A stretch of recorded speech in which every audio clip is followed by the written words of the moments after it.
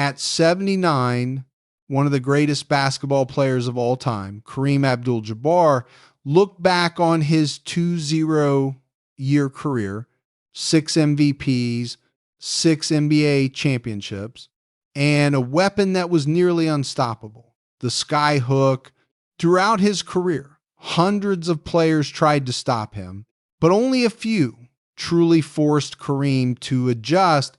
Not the most famous names, not the flashiest highlights, but the ones who made Kareem admit, they forced me to become better.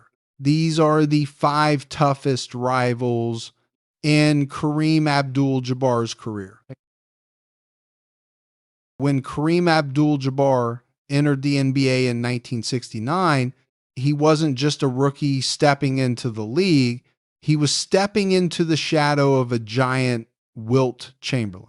By then, Wilt was 33 years old, past his statistical peak, the man who once averaged 50.4 points per game in a single season, but still one of the most physically dominant players the game had ever seen. Standing over 7 feet 1 inch, 216 meets, with elite strength and timing, Wilt wasn't just another center. He was a problem Kareem had never faced before. Throughout their matchups in the early 1970s, Kareem would go up against a defender who could do something almost no one else could.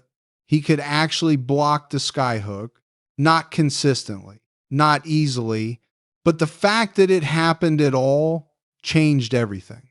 Because Kareem skyhooked the shot, that would define a career of 38,387 total NBA points, all-time record for decades, was built on the idea that it was untouchable.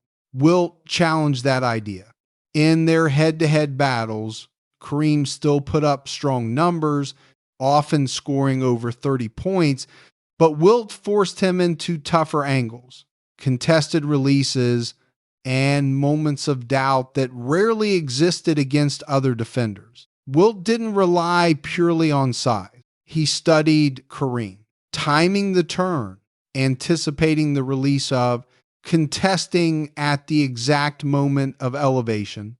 Kareem would later acknowledge that Wilt pushed him to refine his craft, to make the skyhook not just high, but precise. This wasn't just a matchup, it was a test. A young superstar with a revolutionary weapon against a veteran who had already broken every rule of dominance. And for the first time in his career, Kareem realized something important. Even the most unstoppable move can be challenged.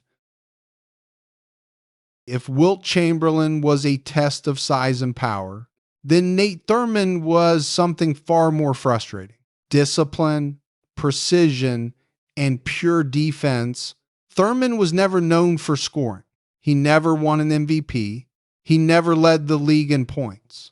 But what he did have was a reputation as one of the greatest defensive centers of all time.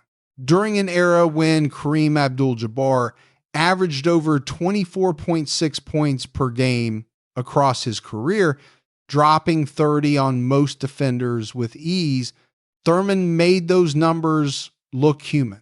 In multiple matchups throughout the early 1970s, he held Kareem to significantly lower scoring nights than his average, not by blocking everything, but by denying everything.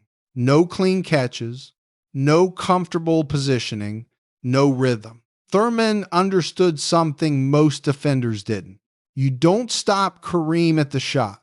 You stop him before he even gets there. He fought for position early, forced Kareem further from the basket, used strength to disrupt every move before the skyhook, and the result, that iconic shot, the skyhook, was no longer automatic. It became contested, delayed, uncomfortable. Kareem still scored. Great players always do. But against Thurmond, every point came with effort. Every possession felt heavier. Every move had resistance. In a league obsessed with offense, Thurman proved a different truth. You don't need to outscore a legend. You just need to make him work for every single point.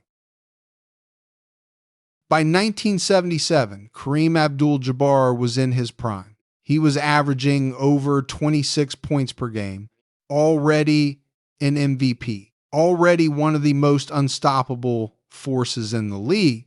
Individually, he was dominant. But basketball isn't always about individual dominance. In the NBA Finals that year, Kareem faced Bill Walton, a player who didn't overwhelm with strength or scoring, but with something far more dangerous: understanding of the game. Walton wasn't trying to outscore Kareem. He wasn't trying to block every shot. Instead, he controlled everything else.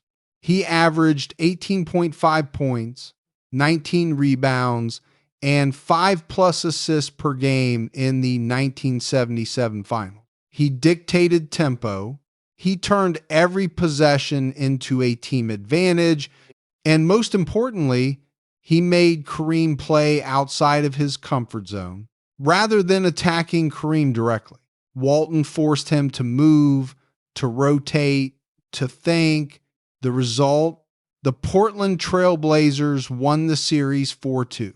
Walton was named Finals MVP, and Kareem, despite his numbers, was on the losing side. This wasn't about being stronger. It wasn't about being more skilled.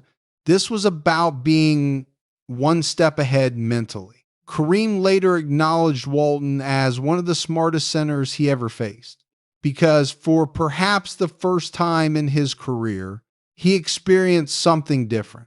Not a player who tried to stop him, but a player who made the entire game move in a way that neutralized him. And that realization changed everything. Because from that point on, Kareem understood to truly dominate the game, you don't just master your move, you master the game itself. If Walton beat Kareem with intelligence, then Moses Malone was a nightmare of effort and physicality. Malone wasn't elegant, not smooth, not technically refined, but he had something rare: relentless energy. He was a master of offensive rebounding. Miss a shot, get it back, score anyway, over and over again. For Kareem, this was incredibly frustrating because no matter how well you defended, Malone could still create second chances. Games against him weren't just about skill. They were wars of attrition, constant contact, fighting for position in the paint, battling for every rebound. Kareem admitted Malone was one of the toughest opponents he ever faced. Not because he was perfect, but because he never stopped. When Hakeem Olajuwon entered the NBA in 1984, Kareem was already 37. This wasn't a matchup at equal peaks, but it meant something bigger, a generational shift. Hakeem was different, faster, more agile, footwork like a guard. He didn't go straight at Kareem. He moved around him. The dream shake left traditional centers struggling to keep up. Kareem, with his experience, could still score, but the game was clearly changing. Later, Kareem praised Hakeem as one of the most skilled big men ever. This wasn't defeat.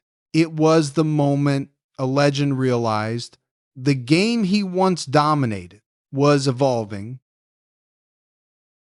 When people look at Kareem Abdul-Jabbar's career, they see the numbers: 6 championships, 6 MVPs, the all-time scoring leader for decades. But Kareem didn't define his career by wins.